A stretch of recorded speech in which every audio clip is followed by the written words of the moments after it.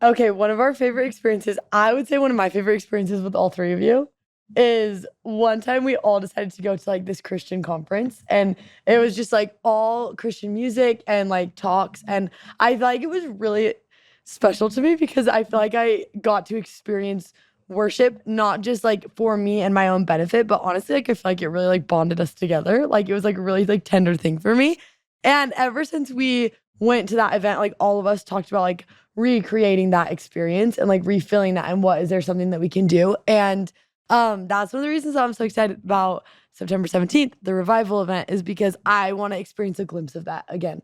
And I want everyone on earth that I know to experience what we experienced when we all went together. And that is what it's going to be. It's going to be music. It's going to be talks. It's going to be just like a big gathering of people who believe. And I can't wait for it. It's just like $5. You can get a ticket on the Good News brand company, like go to their Instagram, go to their website, whatever. But I'm really excited just because I think there's something really beautiful in worshiping with people that you love. Let's go, let's go. And you're gonna hear TJ just throw down. That's all you need in your life is TJ throw it down. And Grace throw it down. David and Grace. David's one of my favorite I was speakers just looking at TJ when I said that. Grace is? Or David is? Who'd you say? David and Grace together. I gotta be honest. That's a power trio. Talon's living in his own little world right now. I gotta be honest, I was thinking about something totally different for a second. But yes, both But are we're back. No, we're back and we can't wait. Okay. Welcome to This is Kingdom, a Good News Brand podcast. This is Grace. This is Talon. This is TJ. This is Hollis, and this week we are studying the talk "The Plan of Mercy" by Elder James R. Rasband. Don't get confused. With the other elder Rasband. James Apostle. Rasband. Not the apostle, the 70. Still Confusing great talk. for some of us. And now I'm locked in, y'all. Are you ready for this? Yeah, no, we're this ready. Okay, well, first I have to say something that happened that I thought was the coolest thing. We have been doing a bunch of interviews at work for this certain position. And there's one girl that interviewed and we asked her a question and her answer was just not good. It's just a question about what you're doing in your life in a certain thing. And it's not really something you could fake. It's just like a straight up answer. And it was not great. And we're like, okay, no worries. We moved on, did the rest of the interview. And 3 days later, she texted me about that thing and was like, hey, I know I wasn't doing great at this thing then, but look at where I'm at now.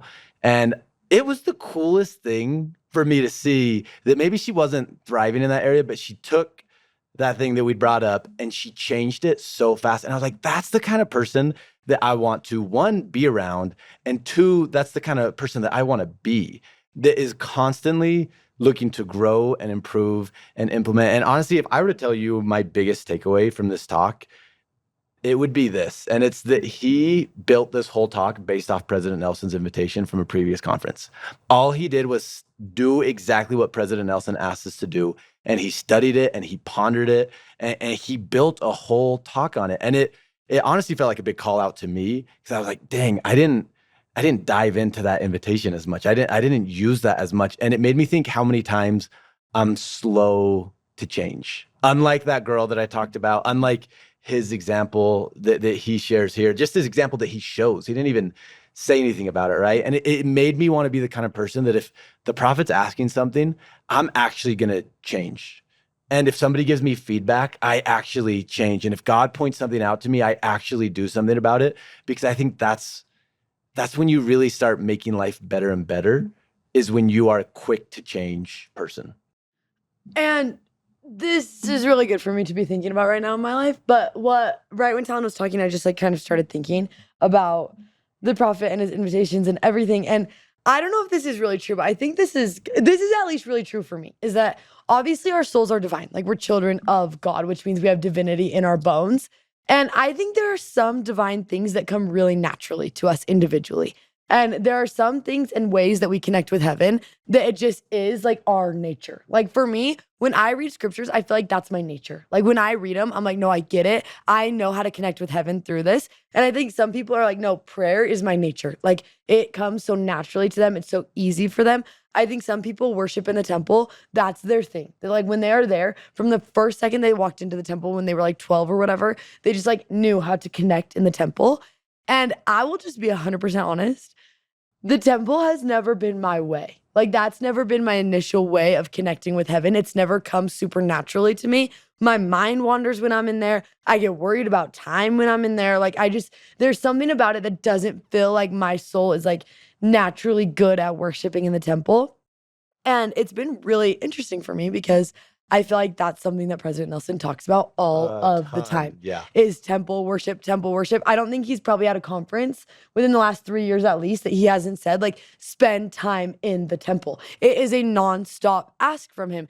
And honestly, every time he said it, like, I knew I needed to go, but every time I would go, like, I just wasn't like having like those big moments there.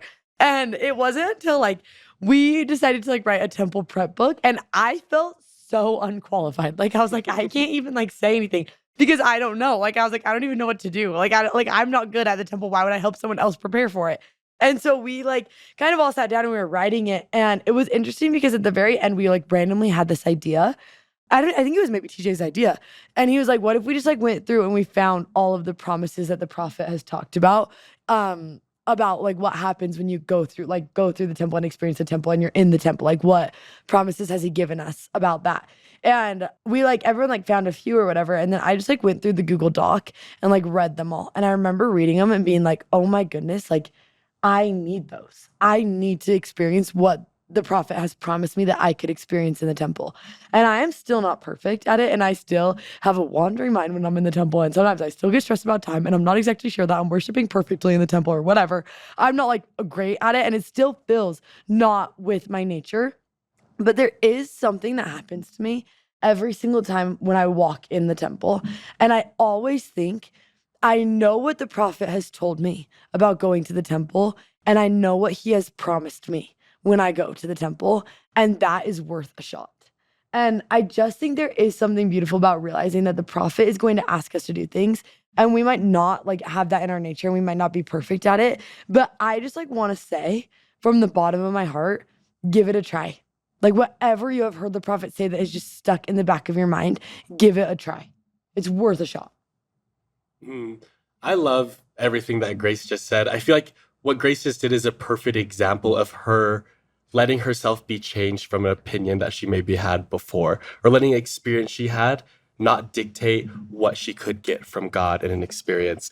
And I love what Talon was saying too about it was all about that girl falling up with him in that interview and being like, hey, I was thinking about this and this is where I'm at now. I think there's an interesting concept of us being changed by the experiences we go through every single day with scriptures, with the temple, with prayer, with general conference. We listen, we learn, we attend, we see, and it's so easy to keep going on with our life. But I love the concept that it's not the experiences that change us, but it's reflecting on the experiences that change us. When we have that experience and we decide to do something with it. Elder Rasband decided to do something with the invitation that President Nelson gave to him. He's like, I'm going to do something with this, and now I'm changed, and now I'm giving a talk about the blessings and how my life has been changed by God. I think if we approach all of that differently when we attend a meeting, when we go to church, when we go to the temple, and we take time to think about our thoughts, our feelings, and reflect on that experience, we can be changed. And we can do that through journaling. We can do that through prayer. We can do that with those silent moments with God and change those experiences. I'm just so so happy that you shared that, Grace. Oh, I'm thanks. so proud of you.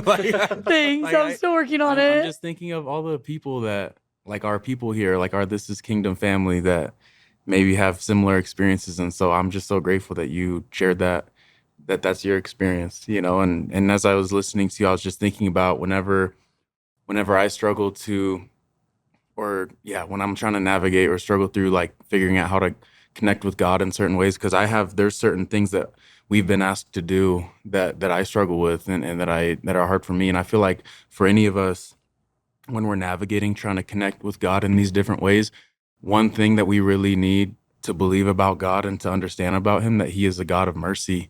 And I love that in response to Joseph praying and asking for mercy, God really showed up and said this in D&C 110. And he said, I have accepted this house and my name shall be here, and I will manifest myself to my people in mercy in this house. And I just feel like that's a powerful reminder for all of us as we're trying to wait, whether it's trying to make our way to the temple or make our way to making time in the scriptures or just turning to God in prayer and making more time for him, just remembering that he's a God of mercy and that he's going to show up for us. And I do love the mercy of God that we find in the temple, right? Through eternal families and through those ordinances and covenants where he's trying to bind us closer to him and build this covenant relationship with him. And so I just love it. I love your example, and I love that he's a God of mercy.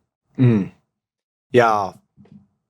Change my mind. The best primary songs were the ones with the crazy actions. You know what I mean? Like Popcorn Song, Book of Mormon Snowman stories. Song, Oh, Book yeah, of Book Mormon of- Stories, and the Wise Man Song. The Wise Man built his house upon the rock. You know what I'm talking about? Oh, I know. yeah. Oh, I And know. I would always sing that song, and I loved it because I got to get wild with it. You know what I mean? Any of the songs when you can move, it just was great.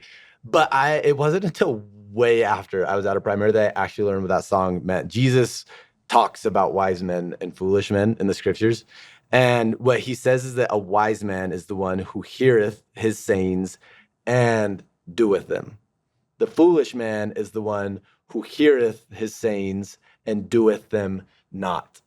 And honestly, I am foolish a lot. I'm like, I hear the prophet's words a lot, and I hear talks and classes a lot. It's in the doing, though, of the gospel that the power comes, that the results come, that the beauty comes. And I was just thinking while listening to you guys and thinking about this, how cool would it be if every single one of us just picked one thing that the prophet said that we're actually going to do this next week? And just said, okay, I heard this, but I'm going to do it, and just experiment and just see. And I'm like, if that became the way we started living with the prophet and with his words, I think that's when they would become transformational in our lives. And you know what? Maybe you're not exactly sure what that looks like. Or maybe part of you is saying, I don't even know what the prophets asked me to do recently. And maybe we might as well take Elder Rasband's same invitation. And the prophet asked us to study Doctrine and Covenants 109. And I had a couple opportunities this summer to go to the Kirtland Temple, and it was sacred to me. But what happened both times is I paused when we were on the way, and I went on like a tour. So like there was like a tour bus of people with me. And when we were about like 20 minutes out on both those times that I visited, I just reminded all the people I was with about that invitation that the prophet gave us a while ago, and to study section 109. And as we were headed to the Kirtland Temple, I said, you know what we need to remember is that this temple was real and that the saints built it. And it is a real place and a real location. And the prayer that we read in section 109 is real words with real promises. And those promises have not stopped. The promises of what we can experience and receive in the temple have not ended just because those saints have passed. Just because it's not the same decade that we live in does not mean that God does not still keep those promises. And so maybe you're looking for an invitation to follow that the prophet has given. And maybe I might give a little random piece of advice, but maybe you want to study section 109. And if I were you, I would particularly look at verses 1 through 45 and go through, and there are promises after promises after promises of what you can experience and receive in his holy temples. And maybe, just maybe, you want to circle specific promises that you need right now, specific blessings that you're hoping for. And maybe after studying section 109, your heart might be not just inspired by the words you read, but with the other invitations we've received from the prophet of stepping into the Lord's holy house and realizing that those promises that we read in section 109 have not stopped and have not ended, but are just as real and relevant, whether we're walking into the temple in Kirtland, Ohio, or whether we are walking into the temple in Payson, Utah, or in San Diego, California, or in Lubbock, Texas. Wherever you might be going to the temple, those promises are still relevant. So go find a promise in section 109 and maybe see if that promise won't still be fulfilled for you. I love to see the temple. I'll go inside someday. I'll covenant with my Father. I'll promise to obey. For the temple is a holy place where we are sealed together. As a child of God, I've learned this truth. A family is forever. We would love to hear all your insights and thoughts and whatever you're thinking about when you read or studied this talk. So make sure to comment those, and we'll see you next week.